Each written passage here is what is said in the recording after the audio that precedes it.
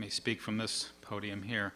Let me just, on behalf of President Barbara Snyder, let me welcome everybody. I'm Bud Bazelak, the Provost, to this event this afternoon, the annual Constitution Day Forum. It's great to be here. This is an event I've actually been involved in a couple other times in the past, and it always leads to some very interesting conversation, discussion around very complex issues certainly related to the Constitution. I want to thank Professors Lund and Rosenthal for being here today, making the trip to join us, and I'm sure they're going to provide some stimulating conversation, as will the student group. I want to thank Andrew and his student members of the committee for your leadership in putting this together. I want to thank the faculty advisors and certainly the different organizations for working together to put together today's program on triggering the Second Amendment in terms of related to constitutionality of gun rights and gun control. Although I'm a material scientist and engineering professor, I do watch PBS, and so I actually do watch the Constitution show periodically. And when you watch that, it really is pretty clear, even to a metallurgist as I am, that the Constitution issues are as relevant today as they were at the creation of the document, and certainly in many cases even more so. Many issues that we deal with and often are topics of conversation and exploration on that program, literally relate to issues around every amendment. You can talk about the Second Amendment today, but you could go down the list in terms of issues that relate to privacy, certainly very important today. Issues that relate to freedom of speech in terms of some of the different activities that we've had going on around the country in recent years related to that. So you could, again, talk for hours about these different issues, and I'm sure we got a great conversation today. As a technologist, one of the interesting aspects that is certainly stimulating and complicating many of these conversations relates to just the use of technology. Something as simple as the internet around privacy issues. And so I'm not sure that's going to come up much today in our conversation, but it's certainly, from my perspective as an engineer and a scientist, something that when I watch that show, for example, and deal with the constitutional issues, the Bill of Rights issues, and how those are interpreted and all the challenges that we face, the technology piece is one I think is going to create the content for many more meetings like this and many more discussions going forward into the future. So thanks everybody for being here today. I know we have a short time frame to work in, and so I'm going to just again welcome everybody and thank you. Bye-bye.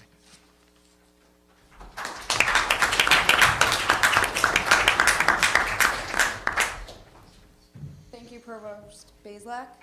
Good afternoon, ladies and gentlemen. My name is Kylie Condon, and I'm the Mistress of Ceremonies. Distinguished guests, faculty, students, and friends, the purpose of today's forum is to celebrate the 226th anniversary of our founding charter, the Constitution. It is an honor to welcome Professor Nelson Lund of George Mason University and Professor Lawrence Rosenthal of Chapman University. Professors, the Constitution Day Student Committee sincerely appreciates your taking the time to be here today to discuss the constitutionality of gun rights and regulations and to answer our questions. I would like to introduce our three panelists for today, Philip Hoffert, Krithika Raj Kumar, and Elizabeth Vitale, as well as our moderator, Andrew Breland. Thank you, Ms. Condon.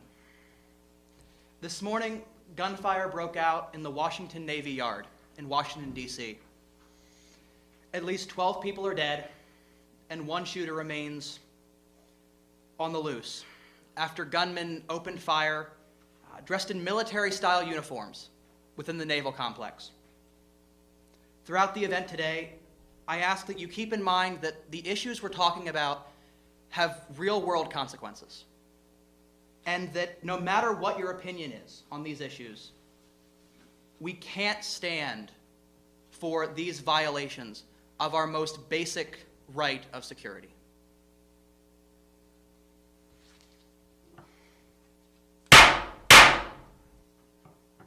Ladies and gentlemen, the Second Amendment of the U.S. Constitution reads, "A well-regulated militia, being necessary to the security of a free state, the right of the people to keep and bear arms shall not be infringed." In 2008, in D.C. v. Heller, the U.S. Supreme Court held that the Second Amendment guaranteed an individual right to bear arms. In 2010, in McDonald v. Chicago, the court applied this right to the entire country. However, the right to bear arms is not absolute. Like the rest of the Bill of Rights, it's subject to reasonable restrictions. Federal and state legislatures have attempted to limit gun rights accordingly. Recent mass shootings in Aurora, Colorado, Tucson, Arizona, and Newtown, Connecticut have led to calls for bans on assault weapons, increased background checks for those purchasing them, and the formation of a commission to study the effects of gun violence in America. A bill in the Senate addressing these points, the Public Safety and Second Amendment Rights Protection Act, failed by 6 votes this April. Other limits on the right to bear arms have met similar fates, including Maryland's requirement that residents show good and substantial reason to own a gun, ruled unconstitutional in March 2012 by Maryland's highest court. Additionally, Illinois' ban on concealed carry weapons was ruled unconstitutional in December by that state's highest court. And just last week, 2 legislators were removed from office after a recall election due to their support of gun regulations. It is clear that the nation continues to question what, if any, laws concerning gun rights are constitutional, and specifically which rights are guaranteed by the Second Amendment. Today, Professors Lund and Rosenthal will examine constitutional guarantees and restrictions. They will respond to questions about recent shootings and legislative pushes for limits on the right to bear arms. These are indeed controversial issues. And out of respect for the speakers, we ask that you please silence all cell phones and remain courteous throughout the program. Following opening statements, each speaker will respond to questions, with 5 minutes allotted per response. Each question will be directed at either Professor Rosenthal or Lund, and the other will have a chance to make a rebuttal for 3 minutes.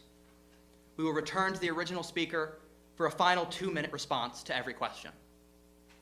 Closing statements of 5 minutes will conclude the program.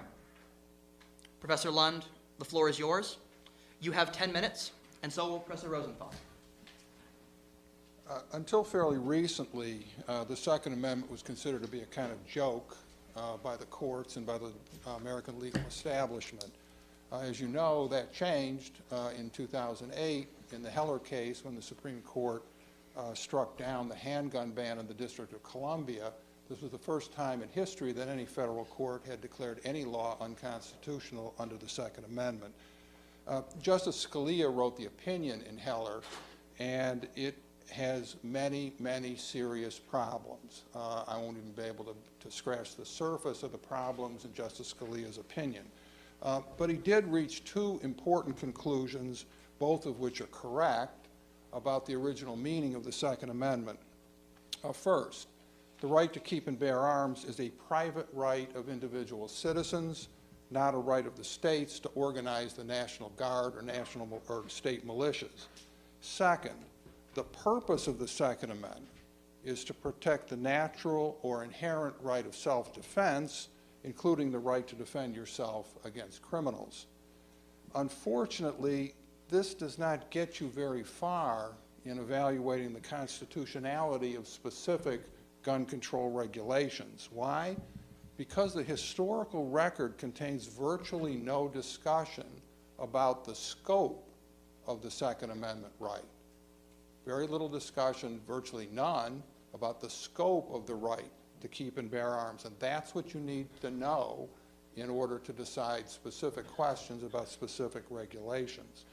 Now, that problem becomes quite clear in the Heller opinion itself when Scalia addresses the question of whether the handgun ban violates the Second Amendment. And he decides, he and a majority of the court decided that it did, but why?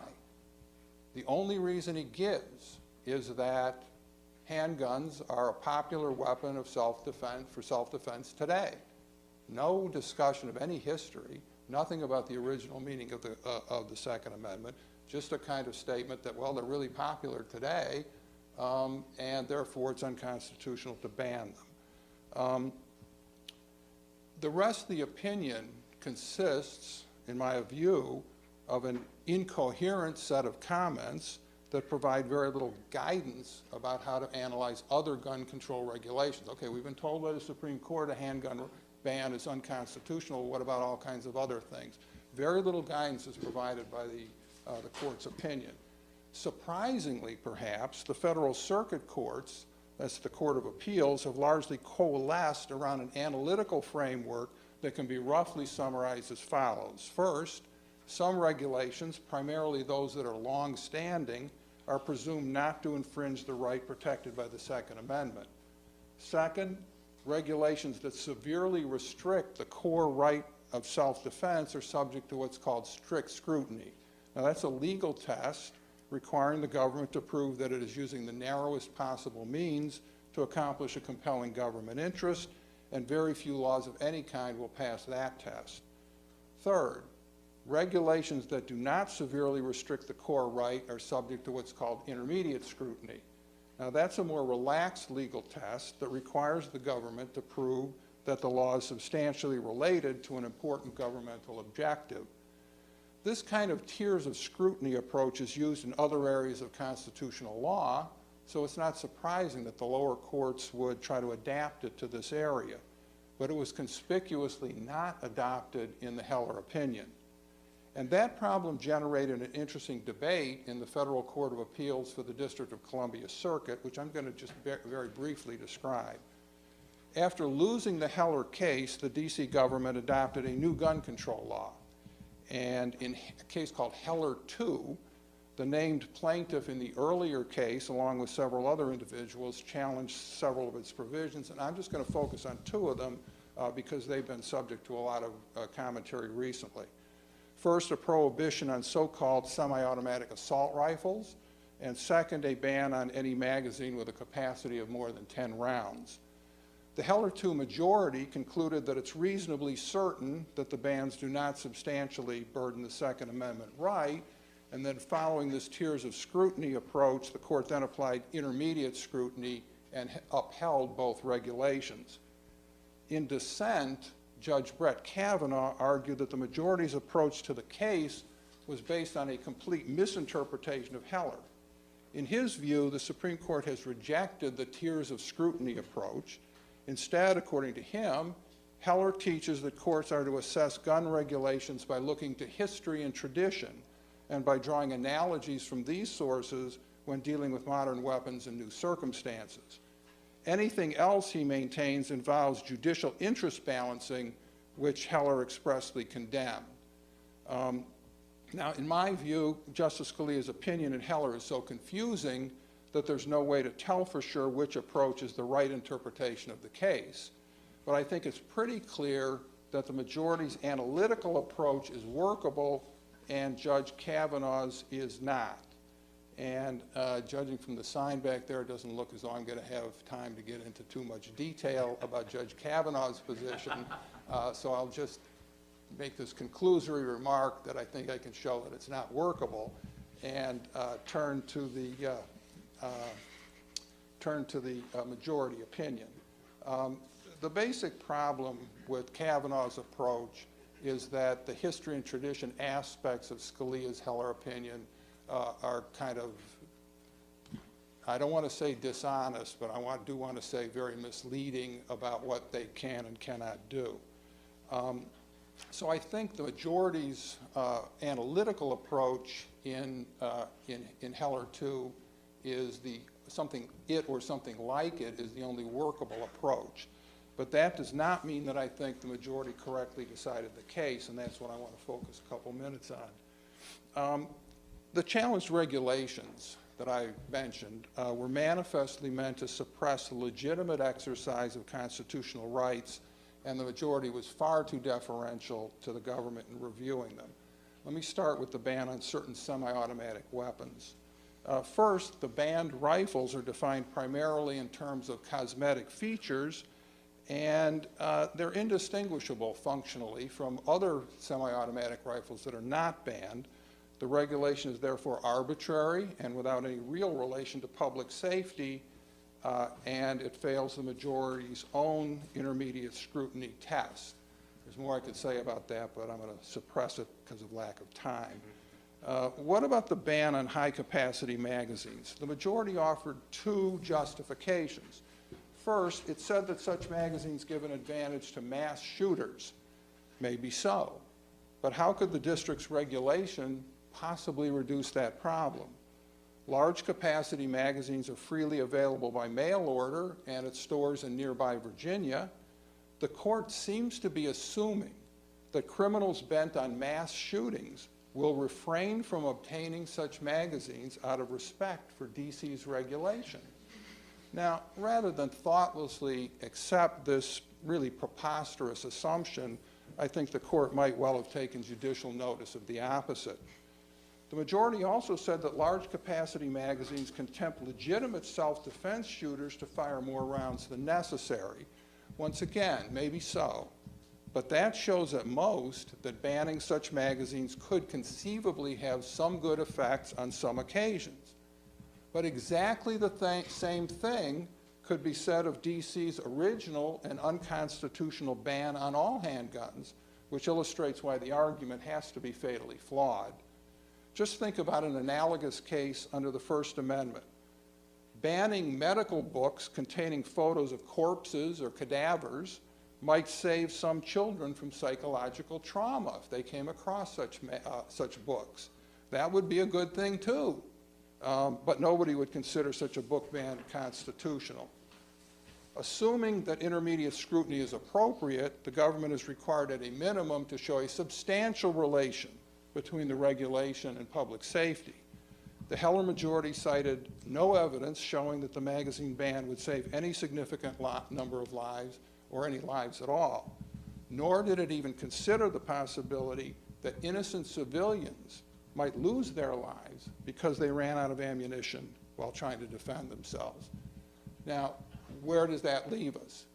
I think it leaves us with what I regard as almost inevitable conclusion that the courts are going to apply some kind of means-end scrutiny, whether they call it tiers of scrutiny or not, and that what's really going to determine the future of Second Amendment rights is how valuable judges think the Second Amendment is. Judges think the First Amendment rights are very valuable, and we have a long and complex tradition of rigorous judicial scrutiny of laws that violate the right of free speech. There are some judges willing to use similar rigor in analyzing Second Amendment cases. Unfortunately, there aren't enough of such judges yet, but there are some. They don't seem to be on the DC circuit, however. Thank you.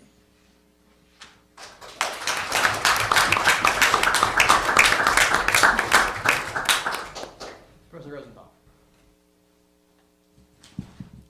Thank you. I want to start with Antonin Scalia, pretty much the place Professor Lund started. Justice Scalia, as the law students in the room knows, is the great foe of common law methods for interpreting the Constitution, because that, he says, gives rise to this odious thing called a living Constitution, made by judges, not by the framers of the Constitution. He tells us that the Constitution, like any other legal text, has to be written in light of its meaning at the time of adoption, the original meaning of the words. And in District of Columbia versus Heller, the case establishing that the Second Amendment grants an individual right to keep and bear arms, Justice Scalia was able to utilize that methodology. Through his assessment of the historical evidence, Justice Scalia gives us what he determines or concludes is the original meaning of the Second Amendment. In short, he tells us that the right of the people in the operative clause of the Second Amendment means an individual right. The word keep means to possess firearms. The right to bear means the right to carry in case of confrontation. And arms, what are they? They're any firearm in common civilian use. So, if all you're doing is using the original meaning of the operative clause, we have an enormously robust right. Every individual has the right not only to possess, but to carry, in case of confrontation, any firearm in common civilian use. Yet, as Professor Lund suggests, a lot of puzzles are left by the Heller opinion, and I want to focus on a couple of them right now. The first puzzle is the dicta that Justice Scalia gives us on what he talks about as presumptively lawful firearms regulation. And he gives us examples. He says in the opinion, these aren't exhaustive, but here are some examples. And he says prohibitions on the possession of firearms by convicted felons, the mentally ill, are examples, as are prohibitions on carrying concealed firearms or carrying firearms in sensitive places. Now, I say that's a puzzle because if the operative clause, in particular the original meaning of the operative clause, is what we need to worry about, how can you prohibit firearms under these circumstances? Professor Lund uses the analogy of the First Amendment. Well, you can't prohibit convicted felons from exercising the right of free speech, or perhaps more pertinently, since the Supreme Court's decision in Neer versus Minnesota, the fact that you abused your free speech rights by publishing a defamatory newspaper doesn't mean that publication can be enjoined. There's no death penalty for the First Amendment, but how can a felony conviction be the death penalty for Second Amendment rights? Same thing with the mentally ill and these other prohibitions. Now, you could say it's only dicta, it's not the precise holding of the court. Justice Scalia does say, well, we'll deal with these things in subsequent cases, so maybe that's not as troublesome as it first appears. But what about the holding? If there's an individual right to keep and carry any firearm in common civilian use, then this is a slam dunk case. You can't ban handguns, you can't ban anything as long as it's in common use.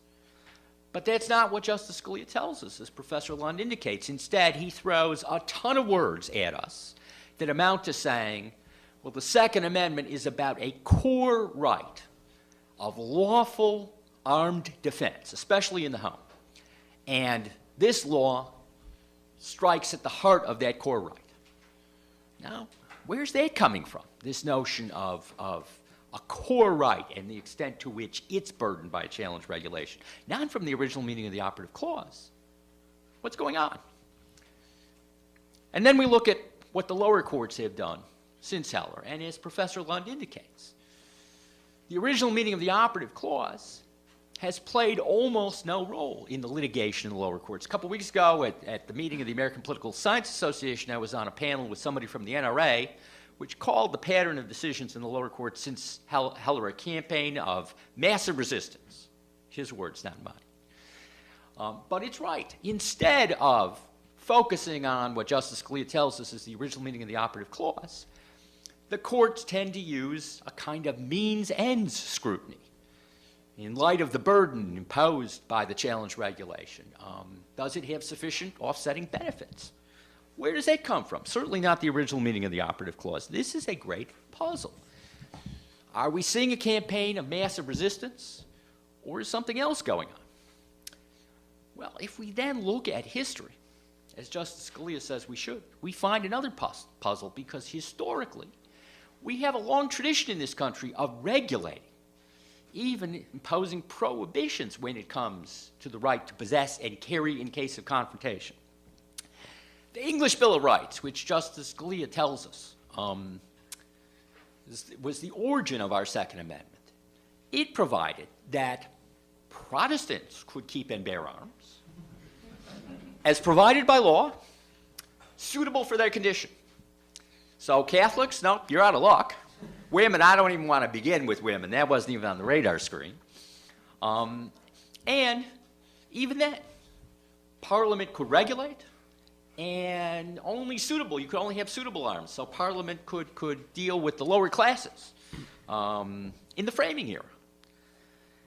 The right to bear arms was denied for suspect groups like, again, women, freed blacks, not to mention, of course, even slaves weren't on the radar screen. Some states denied the right to people who wouldn't swear loyalty oaths, and some states denied the right to Catholics. People had to produce their firearms under the militia laws at periodic musters where they'd be registered and inspected. What's going on there if you have this unfettered right? In the 19th century, more laws emerge. In the 1820s, the southern states start passing laws prohibiting the carrying of concealed weapons. In the north, more sweeping prohibitions on carrying in public places are enacted. After the Civil War, the same Congress that ratified the 14th Amendment passed a law prohibiting the arming of Southern militias because these incipient Ku Klux Klan type groups were on a campaign of terror. Frontier towns often prohibited the carrying of firearms to stem epidemics of violence. And in the 20th century, of course, we see more laws, like the laws prohibiting possession by convicted felons or people to be adjudicated mentally ill. So what's happening? Well, my suggestion is that actually the problem is not that we're all ignoring the operative clause, but that it's too easy to overlook the preamble, a well-regulated militia. The only provision in the Bill of Rights that contemplates regulation is the Second Amendment. Now, Heller tells us something else awfully interesting about the original meaning of the Second Amendment. He tells us the original meaning of that word militia was not being in some sort of formal paramilitary organization. The original meaning was that the militia was everybody qualified to own a firearm. You were automatically in the militia. You didn't sign up. That group was well regulated. Now, if we take that seriously, then the Second Amendment contains textual acknowledgement of both firearms rights and regulatory authority in a way you see nowhere else in the Bill of Rights. And this is why courts, I think, have been looking to the tools they use in other areas of constitutional law where the Constitution recognizes both an individual right and legitimate regulatory power. Why what seems to be emerging, even implicit in Heller itself, is some version of an undue burden test, evaluating the extent to which challenge regulation burdens Second Amendment rights, and then assessing its justification.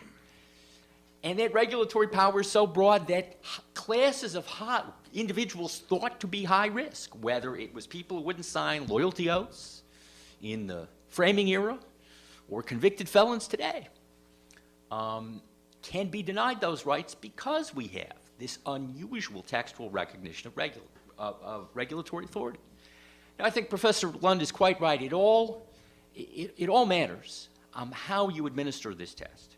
And so I want to conclude with one of his examples about detachable cartridge and large capacity cartridges. And Professor Lund tells us, well, why would you make those illegal? Because criminals can still get their hands on them. Some of you laugh. Well, I have another thing that's funny. Why ban heroin? Criminals can get their hands on heroin. Nobody thinks that by making it illegal to possess heroin, we've wiped out heroin. In fact, most of the criminal law involves prohibitions that criminals can find their way around if they're determined enough to do so. So why do we ban heroin? And economists can tell us because when you make something illegal, it becomes more risky to engage in that behavior, the cost of that behavior increases, and we have less of that behavior.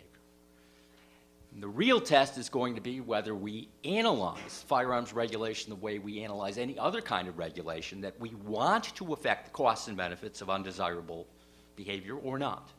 And that will be how the gun control debate plays out when it comes to the Second Amendment. Thank you.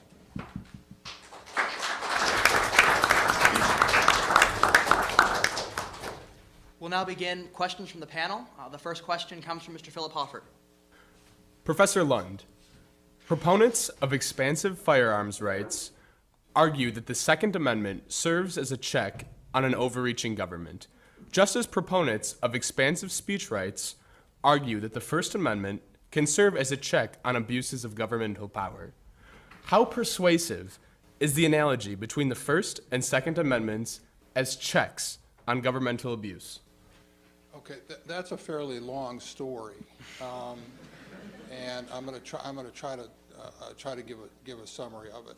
But I want to start by saying I used an analogy to the First Amendment in my opening comments, and I think there are many ways in which the First Amendment is analogous to the Second Amendment, and that analogies from the First Amendment often could be appropriately used by the courts. That does not mean you can simply mechanically transfer one thing from the First Amendment area over into the Second Amendment area, because there are a lot of relevant differences as well. Now, the reason for adopting the Second Amendment is the reasons that the nation adopted the Second Amendment is a somewhat complicated story, but let me briefly summarize it as follows.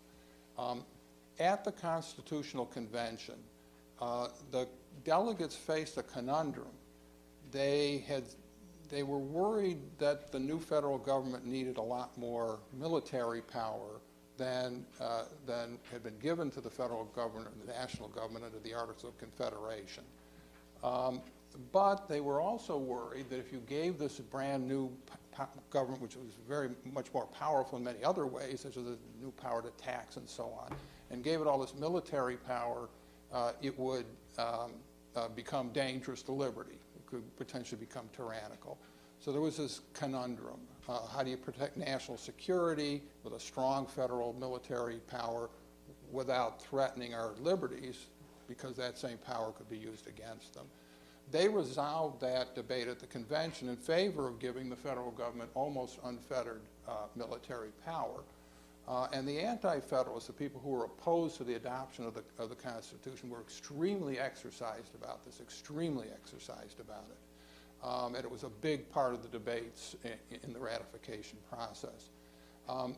When they came time to draft the Bill of Rights, Madison and the other delegates responsible in the first Congress for it did not want to diminish the federal government's power. And yet, there were all kinds of things they were willing to do in the Bill of Rights, but they did not want to diminish the federal government's power. And so they drafted the Second Amendment in this kind of strange way that, in fact, did not diminish the federal government's power, but kind of gave a kind of lip service to the whole idea that we shouldn't give the federal government all this military power because we have these militias, these state-based militias. Now, I can go through the rest of the textual arguments about the meaning of the prefatory clause, but the outcome of that is the following. When the Second Amendment was adopted, what people were thinking about primarily was the danger of government oppression and the usefulness of privately held arms in resisting oppression. It was a perfectly reasonable concern at the time. Nobody knew how this new federal government was going to behave. It was not limited to that. It was not limited to that.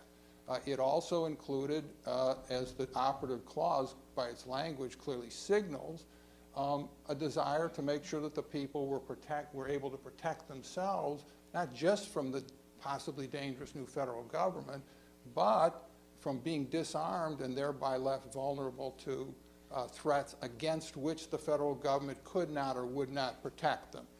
Now, in the more than 200 years since the adoption of the Second Amendment, the perceived threat of federal oppression, federal tyranny, has diminished quite a lot.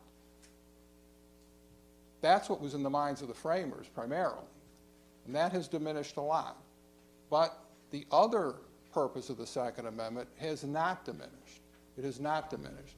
And while it's true that today at the margins, an armed citizenry is something of a deterrent against governmental oppression because it raises the costs of oppression to the government, the potential costs, and thereby the risks, it is certainly the case that it is not realistic today to believe what plenty of people did believe in 1791, namely that if the federal government tried to conquer the armed populace of the United States, it would fail. That was a perfectly reasonable thing to believe in 1791, or oppress the people. They could fight back. That is a much less realistic thing today. But it does not mean that there's no marginal effect of the Second Amendment on government oppression, but by far the bigger realistic accomplishments that are possible under the Second Amendment today are enabling us to protect ourselves against threats that the government cannot or will not protect us against, primarily criminals. Thank you. Professor Rosenthal, 3 minutes for rebuttal. My own view is that the history is very complicated. Whenever I talk to law professors, I generally get a very clear, cogent statement about what the original meaning, what the framers' intentions were about the Second Amendment or anything. Whenever I talk to historians, I always get a different view. It's complicated, the data is noisy, and the historians have taught me to be cautious about the history. So rather than going into the complicated question of did Heller even get the history right, I'm going to take Heller as given, and then I'm going to agree with much of what Professor Lund just said, which is Heller tells us that whatever may have been the case in 1791, today, the Second Amendment is not very useful in resisting tyranny. When you've got a central army that's got helicopters and bombs and bazookas, this Second Amendment right really doesn't have much purchase. In fact, the 14th Amendment, ratified in 1868, and the vehicle by which the Second Amendment is applicable to state and local laws, one thing we can be pretty confident about is when they ratified the 14th Amendment, they weren't trying to secure a right to resist the federal government with force of arms. Resisting the federal government with force of arms, its poll numbers were falling in 1868. So the individual right that Heller tells us exists, Heller tells us has a discrete instrumental objective. It's designed to secure the right of lawful armed defense. Now that's precisely why, and I've got a paper I'm writing right now that focuses on this. I think the analogy between the First and Second Amendment, whatever its superficial appeal, is really quite misleading, because we have a discrete objective underlying this individual Second Amendment right, lawful armed self-defense. And once you focus on that, you realize why you need a lot of prophylactic regulation for the people who are more likely not carrying arms for purposes of lawful armed self-defense. But the First Amendment does not have this discrete instrumental objective in mind. The Supreme Court's rejected every effort to limit First Amendment protection to a single discrete instrumental objective. In fact, they tell us you don't even need any coherent message to get First Amendment protection. Abstract art is protected by the First Amendment because any form of expression is protected merely because it's expressive without any other instrumental objective in mind.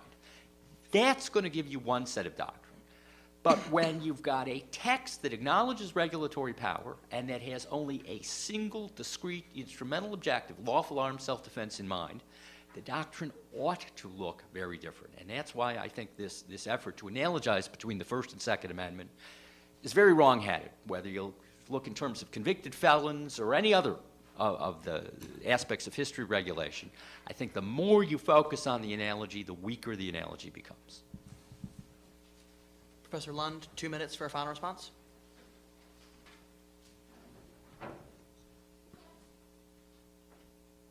Let me take this opportunity to expand a little bit on the ways in which the First Amendment and the Second Amendment are and are not analogous.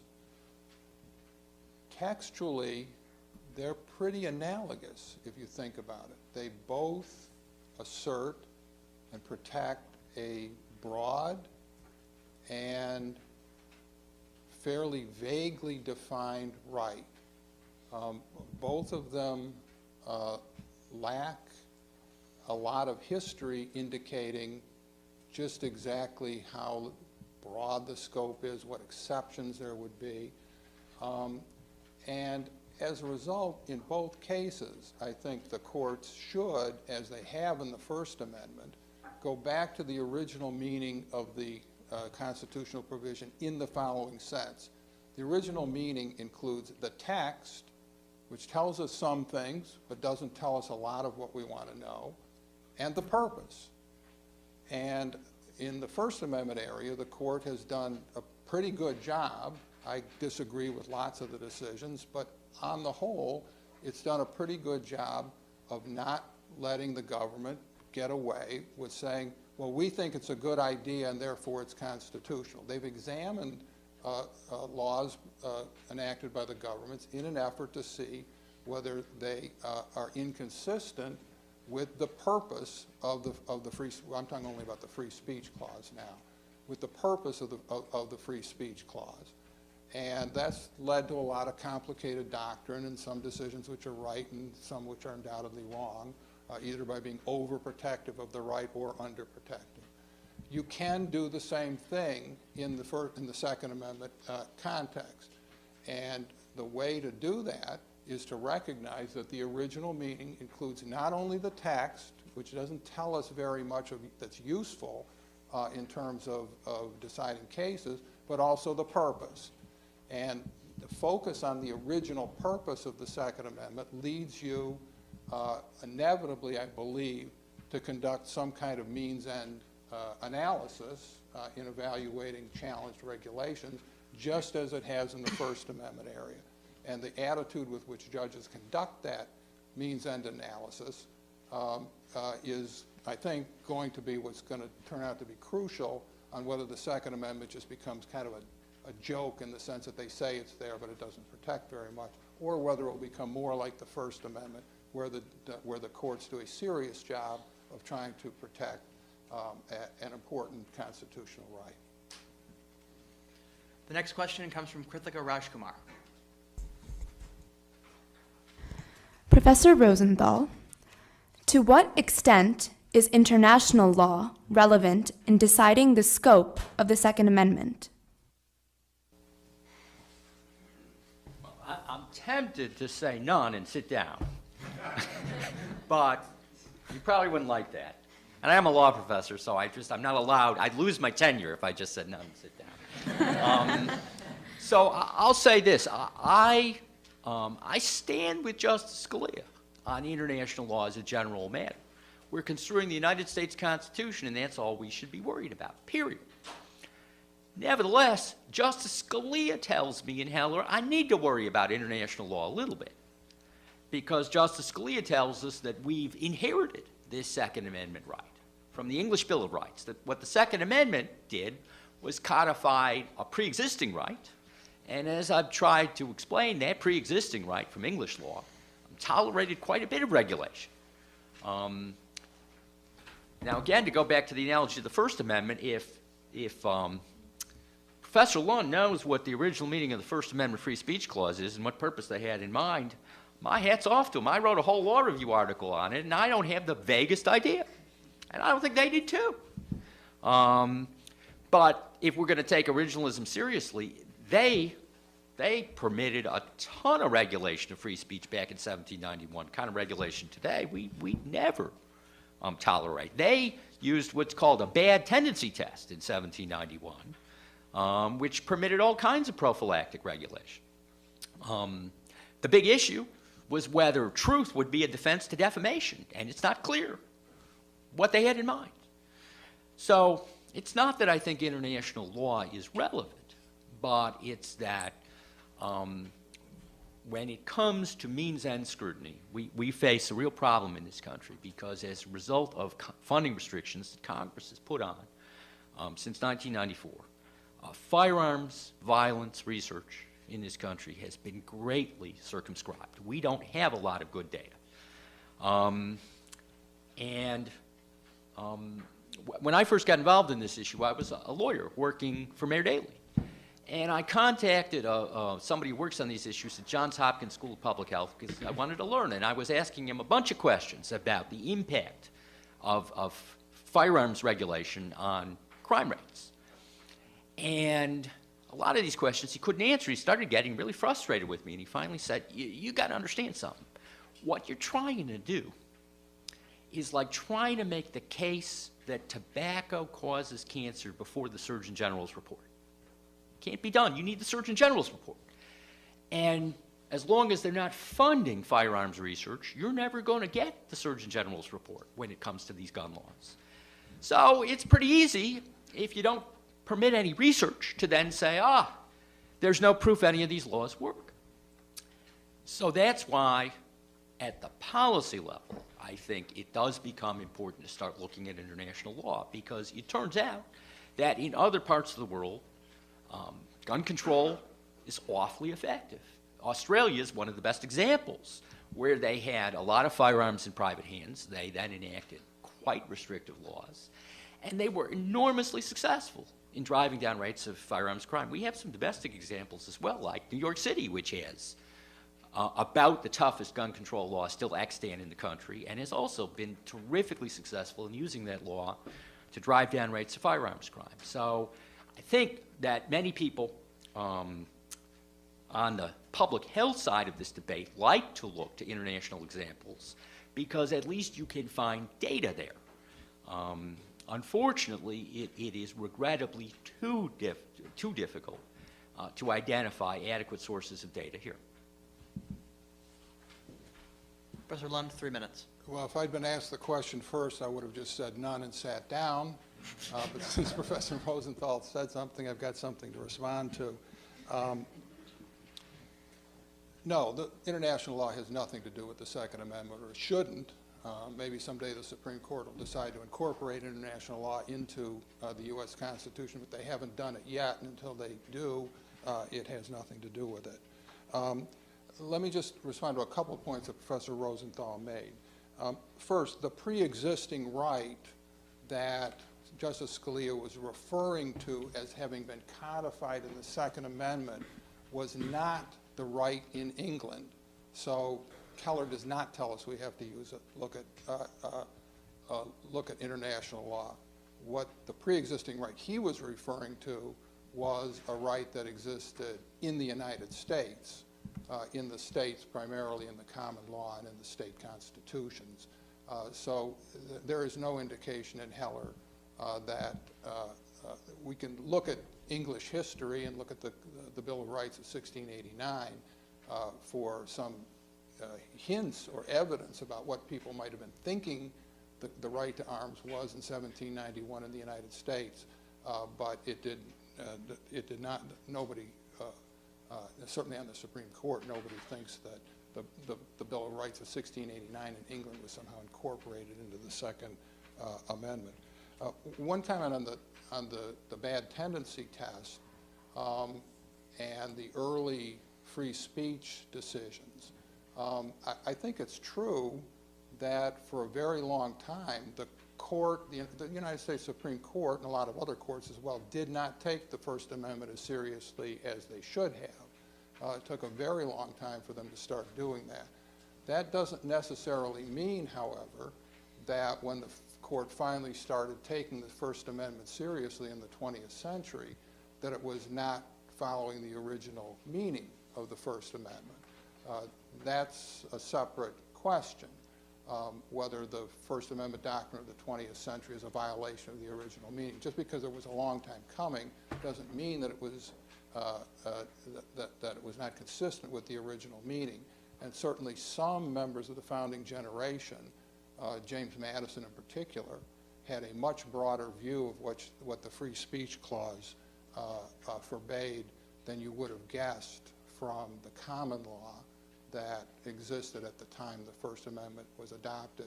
And Madison was certainly very clear that the Bill of Rights was not simply adopting the law of England in the case of the Second Amendment or any of the other amendments.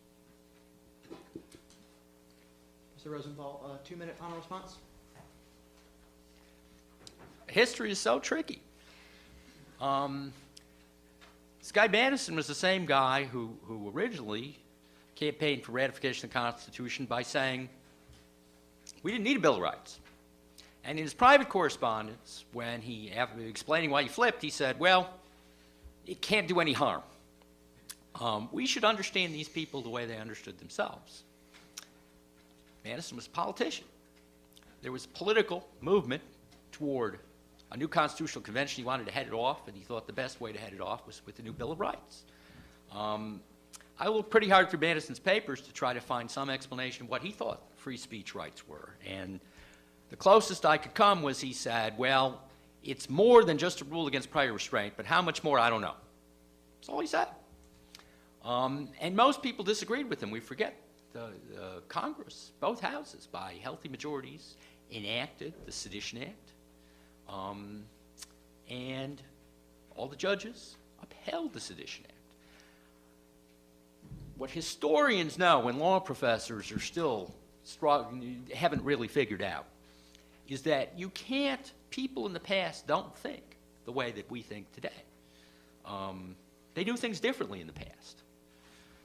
Courts had never upheld individual rights against legislation back in the 1790s. People were thinking of these rights in very primitive terms. And so that's why I think that history gives us such limited, if any, insight. If you wanted to kill somebody in 1791, the best way to do it was with a knife. Guns were hard to load, they were hard to aim, they misfired, they were very inaccurate. Guns posed very limited threats to public safety in 1791. So trying to figure out how guns got regulated in 1791 just gives us terrifically little insight into how they need to be regulated today. And our third question from Elizabeth Vitale.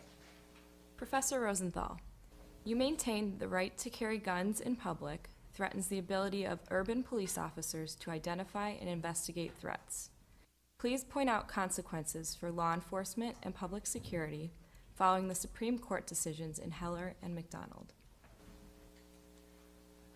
Well, thus far, all that's really happened is outlier laws have been struck down, like the D.C. and Chicago laws. And if all that's happening is that the outlier laws get struck down, I think Professor Lund and I will agree that the consequences are not going to be significant. We may part company on whether that's a good or bad thing, but we'll probably agree that the consequences of Heller and McDonald won't be significant. If, on the other hand, we wind up with a Second Amendment sufficiently robust that everybody, or at least everybody who hasn't been convicted of a felony, has the right to carry guns in public, then the ability of the police to intervene on the streetscape, for example, New York's strategy of targeting criminogenic hotspots where gang members and drug dealers gather. There's a reason. Street gangs are the only type of criminals who commit crimes in broad daylight. You know, my guess is if we organized an expedition here and we had a narcotics detective leading it, within 20 minutes, he could take us somewhere where we could watch a drug deal in broad daylight. Isn't that amazing? What other kind of criminal commits crimes in broad daylight? There's a reason you don't do it, because ordinarily you think that if you commit a crime in broad daylight, you're going to get turned in. But a criminal street gang that terrorizes its community has impunity from that kind of intervention, because anybody who calls the police is going to have their window shot out the first time and their kid shot the next time. So how did New York address this situation? It identified the statistical hotspots of crime, the open-air drug markets, and it had the police intervene by stop and frisk tactics aimed at finding guns and drugs. They didn't wait for somebody to get shot, because by the time somebody gets shot, it's too late. You go to the scene and everybody says, I didn't see anything. But if you can intervene proactively, you can address crime. The New York sin, if it was a sin, is that they were so wildly successful that they probably, at some point in the middle of the last decade, they probably went past the point of diminishing returns. But nobody can argue with the wild success that New York experienced. But if you can't intervene in a high-crime neighborhood until after somebody gets shot, you've already lost the fight. That's what the new policing that emerged in the 1990s learned, that you have to proceed prophylactically. And what I find so striking about that is it's also the lesson of firearms regulation in this country. Because all these laws that I canvassed that somehow emerged, despite or in tandem with the Second Amendment's regulatory power over the course of American history, they were all prophylactic laws. They were all laws, whether it's carrying concealed weapons or disqualifying people who were convicted of crimes or mentally ill from carrying firearms. They were all laws that emerged based on the recognition that by the time somebody gets shot, it's too late. The authorities have to be able to intervene early. So I'm not terrifically concerned. The only thing that happens is the Chicago and DC laws get struck down. I don't think it's going to be a good thing because, again, if handguns are illegal, it becomes riskier to have a handgun, and that raises the price, and that's a good thing. There's a fascinating study by Philip Cook and his colleagues out of Duke about how difficult it is for most young kids in Chicago to join gangs because it's so hard for them to raise the money to buy a gun.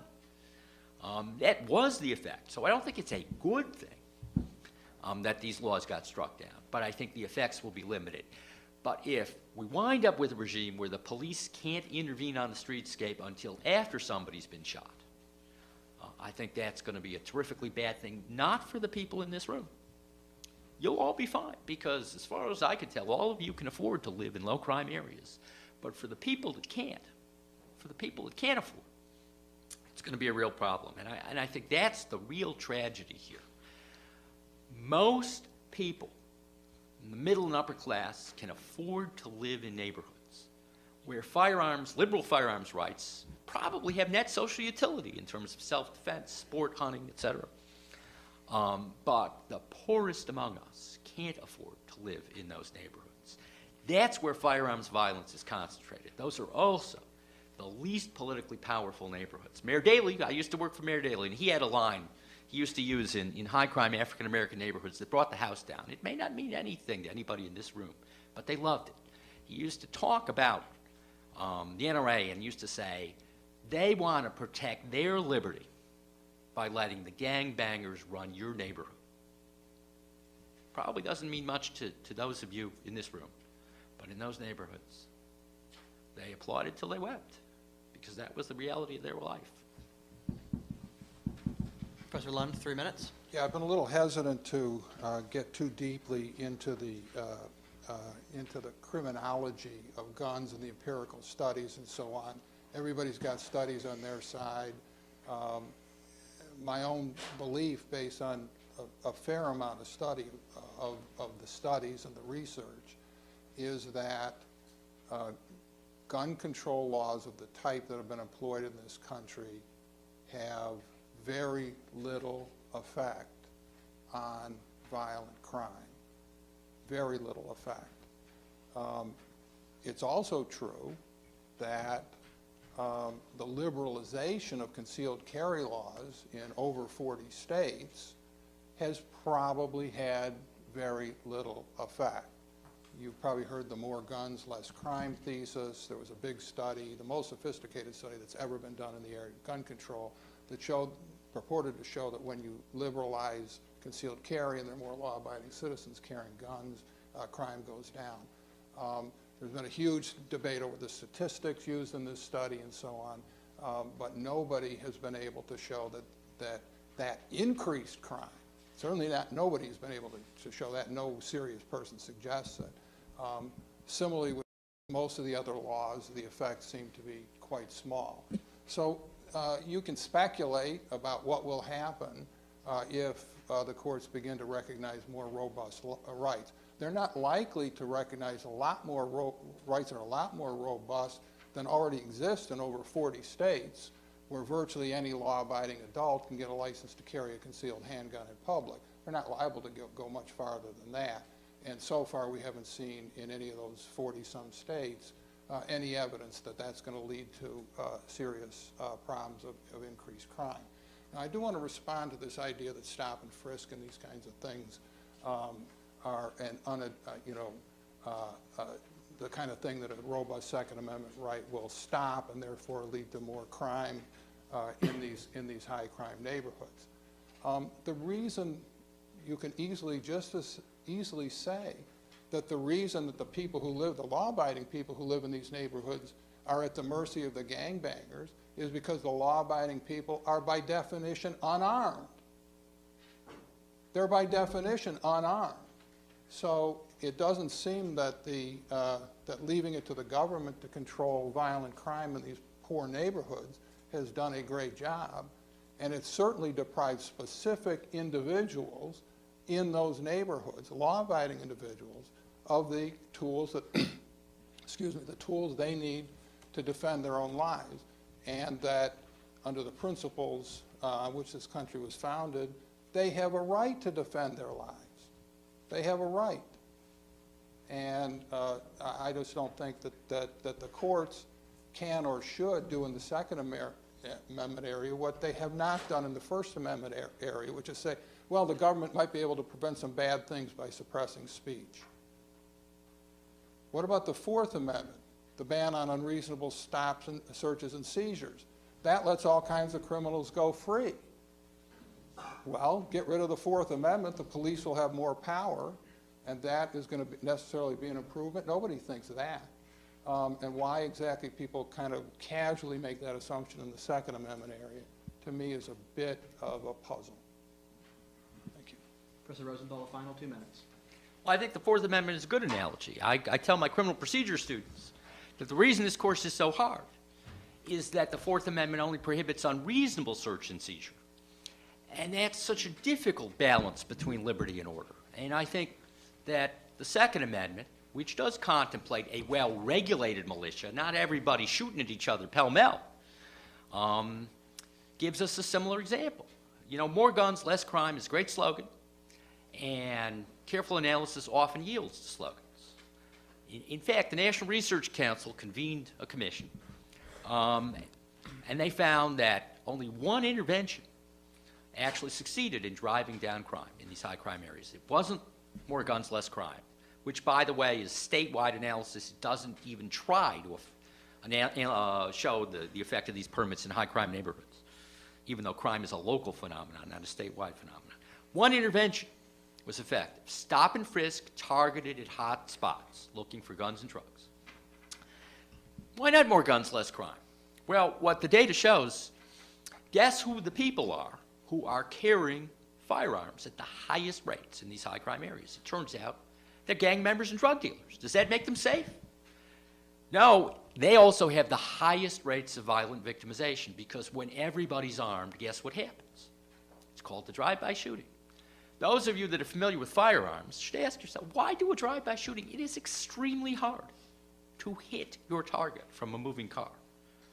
It's the worst way to try to shoot somebody. It's also the type of shooting most likely to injure or kill an innocent bystander. Why do it? If you think your target is armed, you obtain tactical surprise and a quick escape through a drive-by shooting.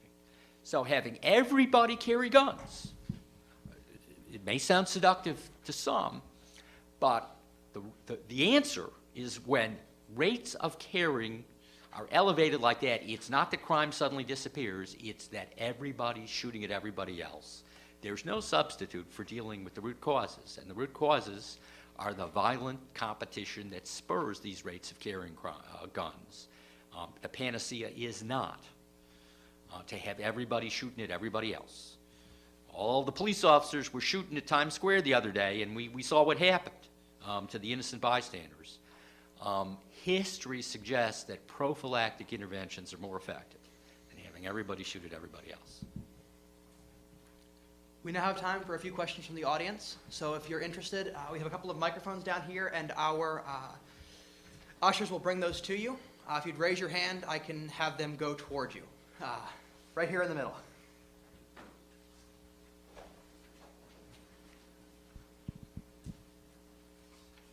Professor Rosenthal, you explained that gun regulation has quite the history of minority oppression. Are such prejudiced precedents really valid to justify modern regulations? 5 minutes, Professor Rosenthal, if you take that. Well, I'm not sure if I understand the question, but I'll give it a try. We're not all similarly situated when it comes to the balance between liberty and order. The example I like to give is I like to say if in Montana they repealed all their gun control laws, if it were legal to own bazookas were legal in Montana, actually it would probably be fine, because you've got a very stable, law-abiding population there. And the social benefits of liberal firearms availability probably exceed their costs. It's not coincidental, though, that the costs of firearms crime cluster in disproportionately poor, disproportionately more minority urban areas. which also experience disproportionately little political power. So the balance between liberty and order looks different to you, depending on where you sit. I think that's the political problem that the advocates of gun control face. It's not that the NRA is full of a bunch of racists, but it is true that the NRA is full of a bunch of people who see the costs and benefits of gun control differently based on where they are able to live. And people who live in high crime areas see the costs and benefits of gun control differently as well. You can always find somebody in these neighborhoods. You can find an honest McDonald in Chicago who says the answer is, I want to own a gun. But the interesting thing about that is that the gun control laws in Chicago and D.C., it's not that the Russians invaded and imposed these gun control laws on honest McDonald.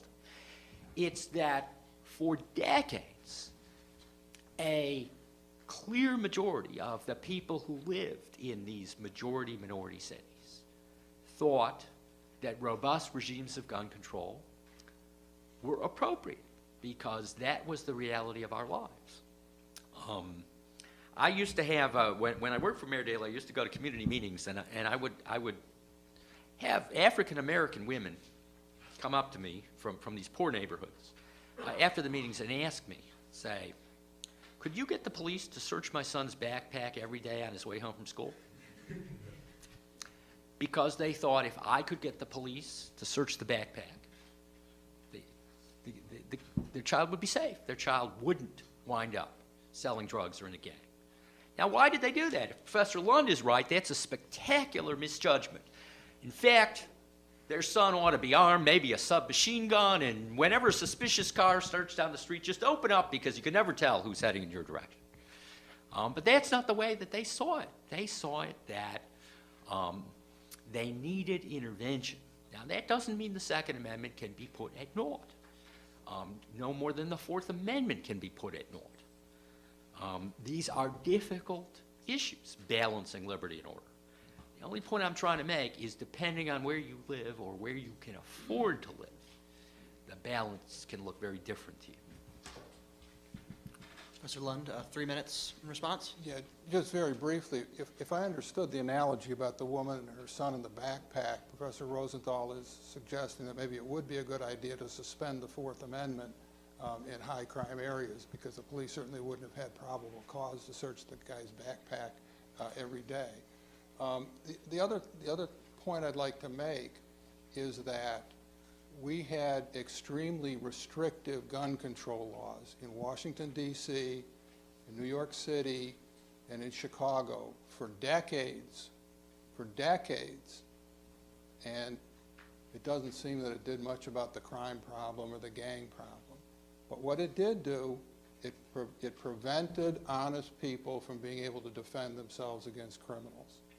That's what it did for sure. Response, Mr. Rosenthal? Well, the Washington, Chicago, New York examples are interesting because the data from those three cities tell three very different stories. Now, in Chicago and D.C., there actually are studies that suggest that crime rates were reduced because of the firearms laws, but there are studies on both sides of the question. I note there was only one brief submitted to the United States Supreme Court in both the Chicago and D.C. cases by criminologists. And the criminologist brief in both cases argued that the crime rates were lower in those cities. The problem, of course, is that those cities are surrounded by jurisdictions with lax gun control laws, which blunt the efficacy. But New York is quite a different story. New York has been with the same set of laws, New York has been enormously successful in reducing firearms-related crime. Now, why is that? Part of the problem is criminologically, you can't just study the laws on the books, but you have to study it how they were enforced. And because New York adopted the Comstat approach, in which enforcement was targeted at these hotspots of crime, and then was willing to take the political heat for aggressive enforcement at the hotspots, they enjoyed enormous success. Now, we can debate this. Professor Lund and I are never going to persuade each other. But when we have sharp empirical differences like this, I ultimately stand with democracy. I think the democratic process ought to hash these things out. And if restraints are unjustified, people like Otis McDonald can vote with their feet, or they can try to persuade their fellow citizens. Again, that doesn't mean we can put Second Amendment rights at naught. But I do think when we try to balance liberty and order, we can't just start with the presumption that criminals will always find a way around these laws, because if that's the presumption we start with, as I suggested earlier, we could pretty much repeal the whole of the criminal law. Because as long as the crime rate is above 0, you can say criminals will find their way above these laws. But the fact is, economists tell us things work differently, and they do. Take another question. Let's go back here to the back corner. Thank you. This question's for Professor Lund. Since we're using the Fourth Amendment as an analogy with the Second, it's been shown that the courts have struggled with interpreting Fourth Amendment with changing technology. And we've had such diverse decisions as Jones and King within 2 terms of each other. For the courts interpreting the Second Amendment, we're also challenged with changes in technology. Obviously, the firearms from 1791 to today are very differently, and with the advent of 3D printing, it may now be possible for people to manufacture their own guns at home. So my question to you is how should the courts approach the changing technology in their application of the Second Amendment? Well, you're absolutely right that there have been enormous changes in the technology of weaponry since 1791. And the most important change in technology has been the change in the technology of military weapons. It would obviously be insane to say that private citizens have a right to own nuclear weapons. That would just be insane. And there's nothing in the Constitution to suggest that that would be done by the Second Amendment. But it's also the case that in the late 18th century, people had what was then, in effect, a right to own their equivalents of nuclear weapons, things like cannons. There were not laws preventing people from owning cannons, and people did own cannons, primarily rich people that hoped to be a big shot in the militia when one was formed and so on, but they had the right. And the technology of weaponry has changed so dramatically that I think Professor Rosenthal is right. We can't look at these situations and pretend, we're like one of these actors down in Williamsburg. How would he thought about it, how would somebody in the late 18th century have said, well, is that constitutional or not? They just didn't think about things like nuclear weapons or aircraft carriers, shoulder Stinger missiles, and so on. And so you have to have a jurisprudence that takes account of the changing technology in the Second Amendment area, just as we do in the Fourth Amendment area and in the First Amendment area. That is absolutely correct. And there are going to be some challenges that would have just been completely beyond the ken of people in the late 18th century. So we can't go back and ask, well, what did they think about it? They didn't think about it. And that's why, and I don't think Professor Rosenthal and I are on that much disagreement about the main point, which is that the Second Amendment, the main point on this issue, which is that the Second Amendment is inevitably in the courts going to have some kind of means-end analysis required. And that means-end analysis is going to have to take into account the nature of the weapons involved. I think it's inevitable and there's nothing improper about it. And in that sense, I think we agree that reasonable regulation is permitted under the Second Amendment. It should be permitted under the Second Amendment. The disagreements, I think, are largely, between he and I, are largely at the margins about what constitutes reasonable regulations and what kind of legal analysis should be brought to bear in order to determine what regulations are constitutional and which are not. Mr. Rosenthal, 3 minutes in response. You know, I agree with Professor Lund. I think, you know, debaters tend to emphasize points of difference. I think there's probably more agreement up here, at least at the meta level of how we should go about this analysis than you might suspect from our remarks thus far. But one of the lessons here is how dangerous it is to try to go back in history and take it back to present, because back then they weren't worried about guns as methods to terrorize whole neighborhoods. That wasn't an issue. Cities barely existed. But they were worried about other issues. The same people who crafted the Second Amendment seemed to find completely unobjectionable laws that said freed blacks not only couldn't be in the militia, but couldn't possess arms. Now, for slaves, I guess it's easy for us to understand why slaves weren't permitted to bear arms. But why freed blacks? Very hard for us today to get our minds around it, but wouldn't have been hard for them to get their minds around it, because these people had skin color that made them suspect.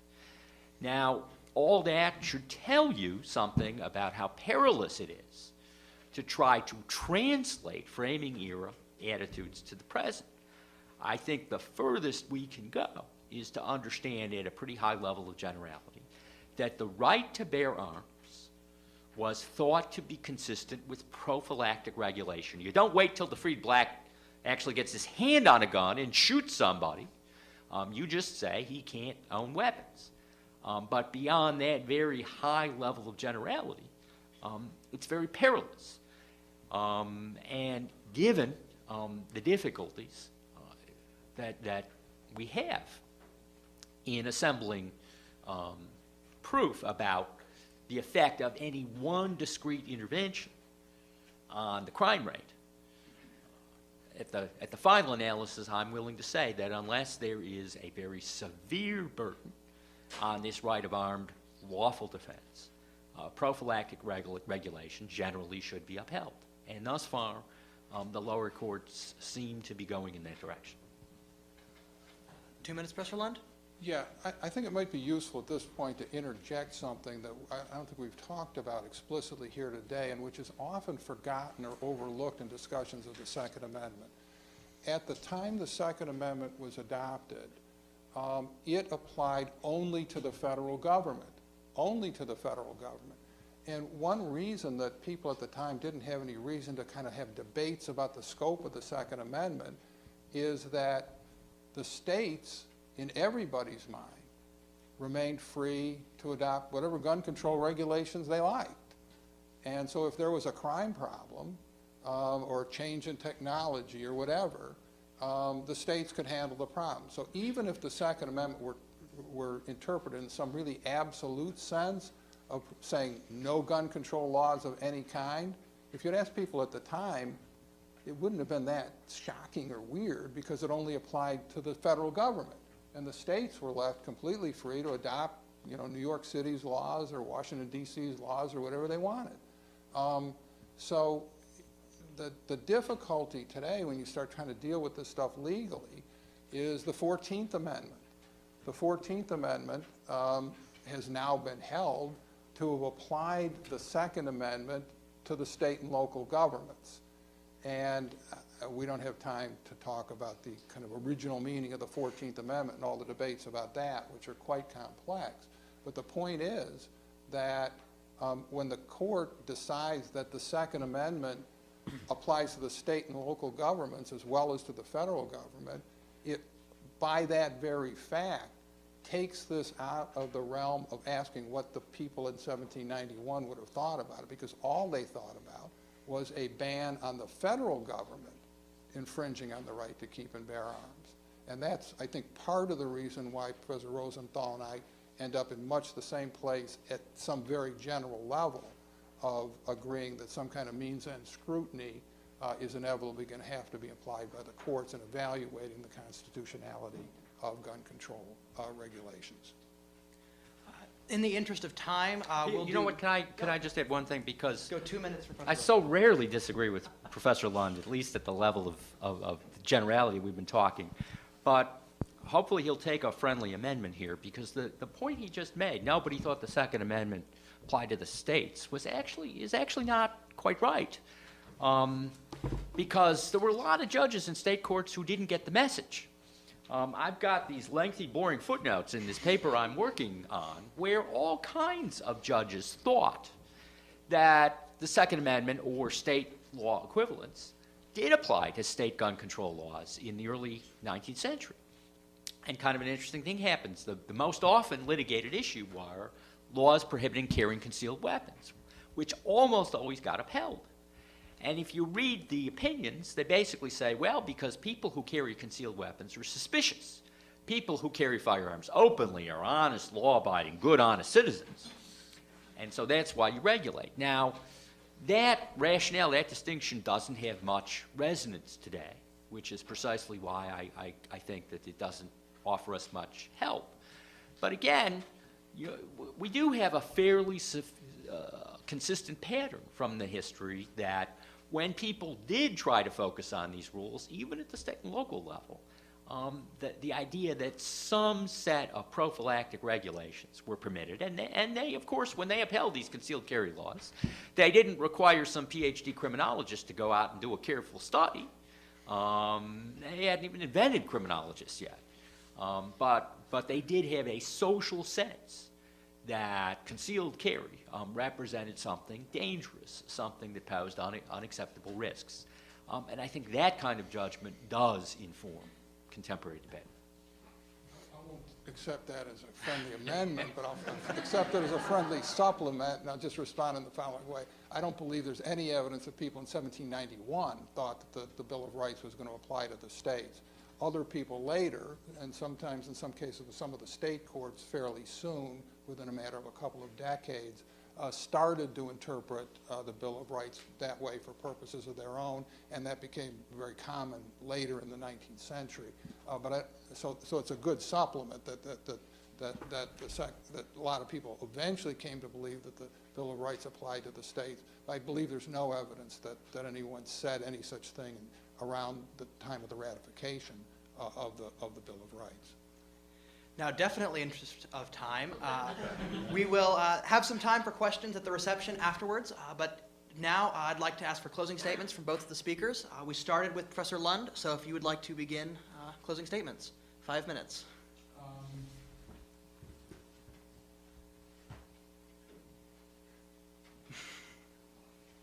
I think I've said everything I can usefully say, maybe I'll cede my time, and if Professor Rosenthal says anything new that I disagree with, I'll have a chance to respond, if that's okay.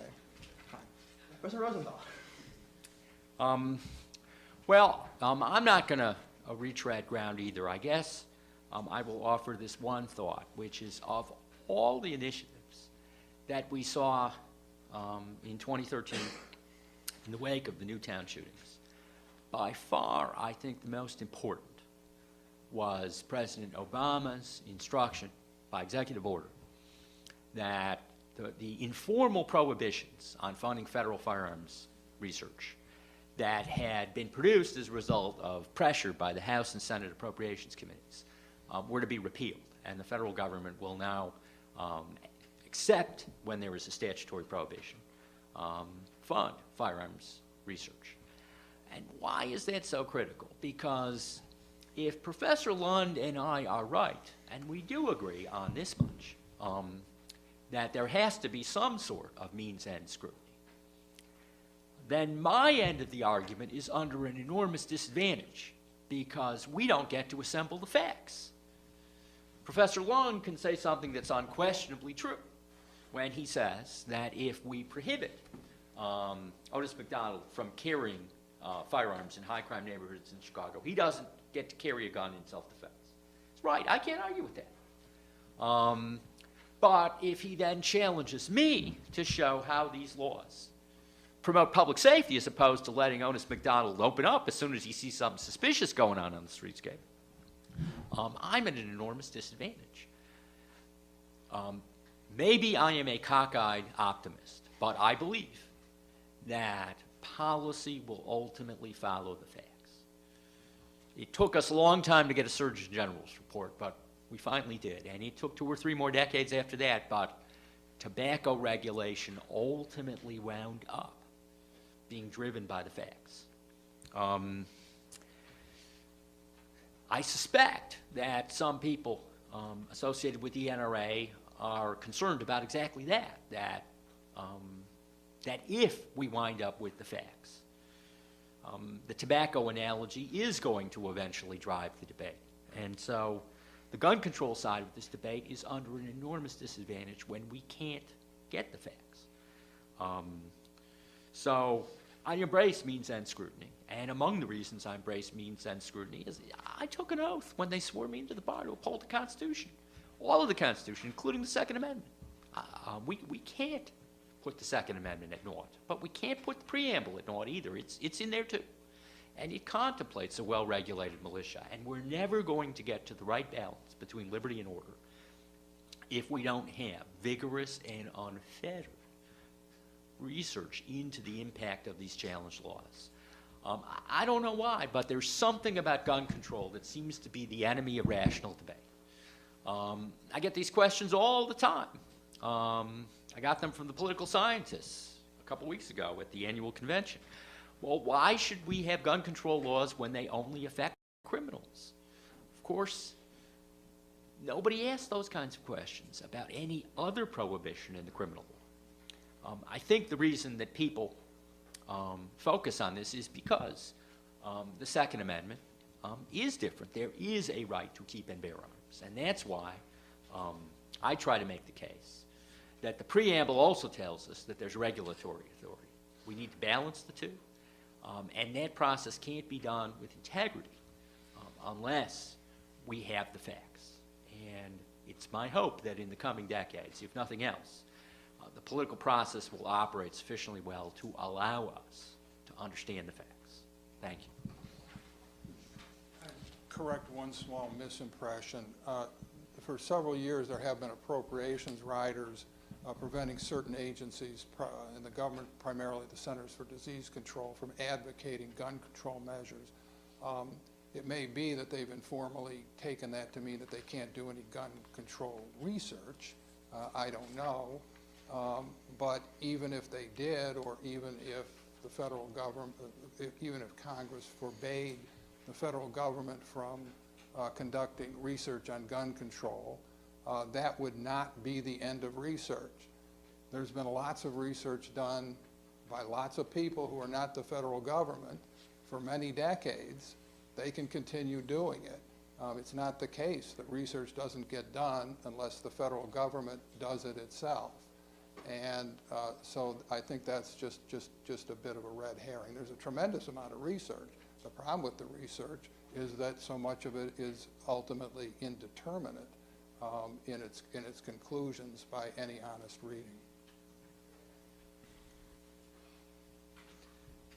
Well, ladies and gentlemen, that concludes our forum. We'd like to take a moment to thank our contributors before we leave. Please hold your applause until the end. Join me in extending a special thanks to the Office of the President and Provost, the Office of Government and Community Relations, the School of Law, the Department of Political Science, the Center for Policy Studies, the panelists, and the 2013 Constitution Day Student Committee, and the advisors William Dahl, Jonathan Enton, Andrew Lucker, and Laura Tartikoff. At this time, you're all invited to proceed upstairs to a reception in the Blackacre Lounge. The speakers will join us upstairs to answer any questions that remain as we continue to celebrate the 226th anniversary of our founding charter. Thank you very much for coming. Struck down the handgun ban in the District of Columbia. This was the first time in history that any federal court had declared any law unconstitutional under the Second Amendment. Justice Scalia wrote the opinion in Heller, and it has many, many serious problems. I won't even be able to scratch the surface of the problems in Justice Scalia's opinion. But he did reach 2 important conclusions, both of which are correct, about the original meaning of the Second Amendment. First, the right to keep and bear arms is a private right of individual citizens, not a right of the states to organize the National Guard or state militias. Second, the purpose of the Second Amendment is to protect the natural or inherent right of self-defense, including the right to defend yourself against criminals. Unfortunately, this does not get you very far in evaluating the constitutionality of specific gun control regulations. Why? Because the historical record contains virtually no discussion about the scope of the Second Amendment right. Very little discussion, virtually none, about the scope of the right to keep and bear arms. And that's what you need to know in order to decide specific questions about specific regulations. Now, that problem becomes quite clear in the Heller opinion itself when Scalia addresses the question of whether the handgun ban violates the Second Amendment. And he decides, he and the majority of the court decided that it did, but why? The only reason he gives is that handguns are a popular weapon of self-defense for self-defense today. No discussion of any history, nothing about the original meaning of the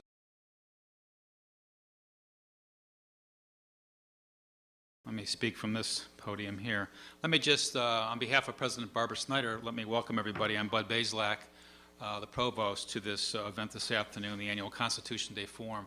It's great to be here. This is an event I've actually been involved in a couple other times in the past, and it always leads to some very interesting conversation, discussion around very complex issues certainly related to the Constitution. I want to thank Professors Lund and Rosenthal for being here today, making the trip to join us, and I'm sure they're going to provide some stimulating conversation, as will the student group. I want to thank Andrew and his student members of the committee for your leadership in putting this together. I want to thank the faculty advisors and certainly the different organizations for working together to put together today's program on triggering the Second Amendment in terms of related to constitutionality of gun rights and gun control. Although I'm a material scientist and engineering professor, I do watch PBS, and so I actually do watch the Constitution show periodically. And you know, when you watch that, it really is really pretty clear, even to a metallurgist as I am, that the Constitution issues are as relevant today as they were at the creation of the document, and certainly in many cases even more so. Many issues that we deal with and often are topics of conversation and exploration on that program, literally relate to issues around every amendment. You can talk about the Second Amendment today, but you could go down the list in terms of issues that relate to privacy, certainly very important today. Issues that relate to freedom of speech in terms of some of the different activities that we've had going on around the country in recent years related to that. So you could, again, talk for hours about these different issues, and I'm sure we got a great conversation today. As a technologist, one of the interesting aspects that is certainly stimulating and complicating many of these conversations relates to just the use of technology. Something as simple as the internet around privacy. Arms have met similar fates, including Maryland's requirement that residents show good and substantial reason to own a gun, ruled unconstitutional in March 2012 by Maryland's highest court.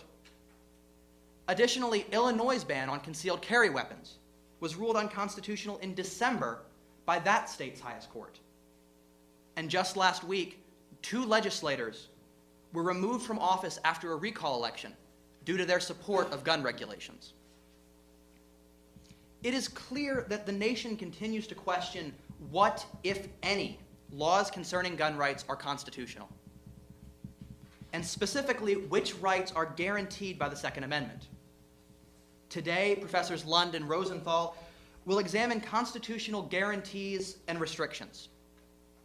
They will respond to questions about recent shootings and legislative pushes for limits on the right to bear arms. These are indeed controversial issues. And out of respect for the speakers, we ask that you please silence all cell phones and remain courteous throughout the program. Following opening statements, each speaker will respond to questions, with 5 minutes allotted per response. Each question will be directed at either Professor Rosenthal or Lund, and the other will have a chance to make a rebuttal for 3 minutes. We will return to the original speaker for a final 2-minute response to every question. Closing statements of 5 minutes will conclude the program. Professor Lund, the floor is yours. You have 10 minutes, and so will Professor Rosenthal. Until fairly recently, the Second Amendment was considered to be a kind of joke by the courts and by the American legal establishment. As you know, that changed in 2008 in the Heller case when the Supreme Court issues. And so I'm not sure that's going to come up much today in our conversation, but it's certainly, from my perspective as an engineer and a scientist, something that when I watch that show, for example, and deal with the constitutional issues, the Bill of Rights issues, and how those are interpreted, and all the challenges that we face, the technology piece is one that I think is going to create the content for many more meetings like this and many more discussions going forward into the future. So thanks everybody for being here today. I know we have a short time frame to work in, and so I'm going to just again welcome everybody and thank you. Bye-bye.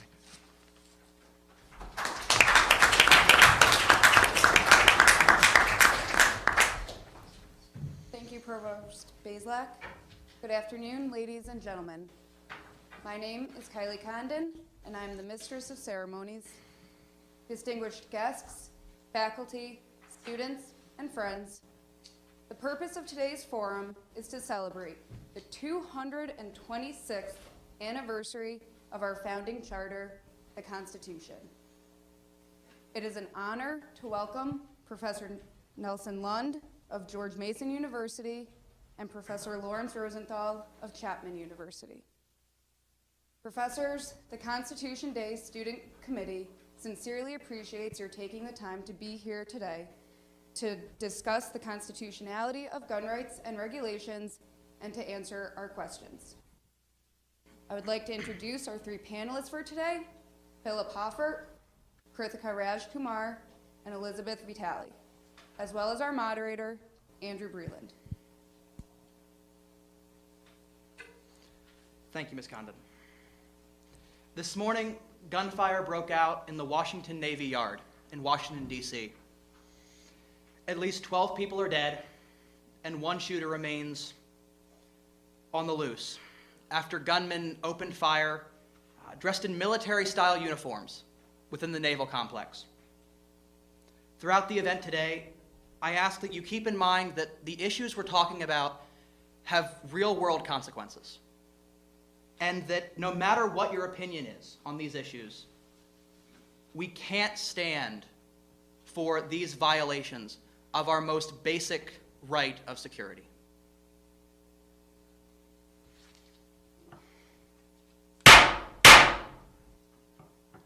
Ladies and gentlemen, the Second Amendment of the U.S. Constitution reads, "A well-regulated militia, being necessary to the security of a free state, the right of the people to keep and bear arms shall not be infringed."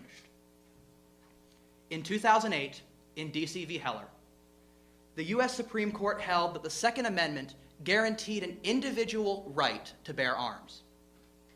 In 2010, in McDonald v. Chicago, the court applied this right to the entire country. However, the right to bear arms is not absolute.